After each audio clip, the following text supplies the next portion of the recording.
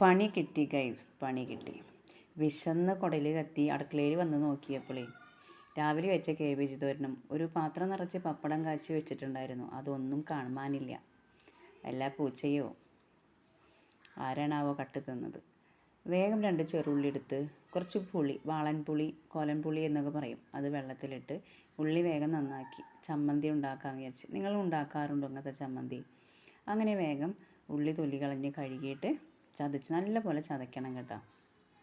നന്നായി ചതച്ച്, എൻ്റെ ചെറുപ്പകാലത്ത് ഞാൻ കൂടുതലായി ഇത് കൂട്ടിയിട്ടാണ് ഭക്ഷണം കഴിക്കാറ്. കുറച്ച് മുളക് പൊടി ഇട്ടു, ഉപ്പ് പൊടി ഇട്ടു, ആ പുളി വെള്ളം ഒഴിക്കില്ല, ആ പുളി കുറച്ച് നല്ല വെളിച്ചെണ്ണ ഒഴിച്ച് കൈ കൊണ്ട് ഇങ്ങനെ കൂട്ടിത്തിരുമ്പോൾ, അങ്ങനെ കൂട്ടിത്തിരുമ്പോൾ ഒരു മണം വരും കേട്ടോ.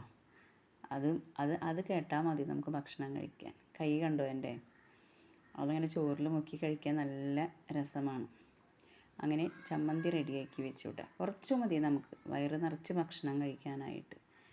അങ്ങനെ ഇപ്പോൾ ഇത് മാത്രമേ ഉള്ളൂ എന്ന് വിചാരിച്ച് ഫ്രിഡ്ജ് തുറന്ന് നോക്കിയപ്പോൾ ചൂര മീൻ്റെ കുറച്ച് കഷ്ണങ്ങളുണ്ടായിരുന്നു. വേഗം അതെടുത്ത് ഒരു 4-5 കഷ്ണം ഉപ്പും മുളകും തിരുമ്പി വേഗം, രാവിലെ പപ്പടം കാച്ചിയ ചീഞ്ചട്ടിയാണ് കേട്ടോ, ചട്ടിയാണ്, അതിൽ വേഗം ഒരു 4 കഷ്ണം മീനെടുത്ത് വറുത്ത് വെച്ചു.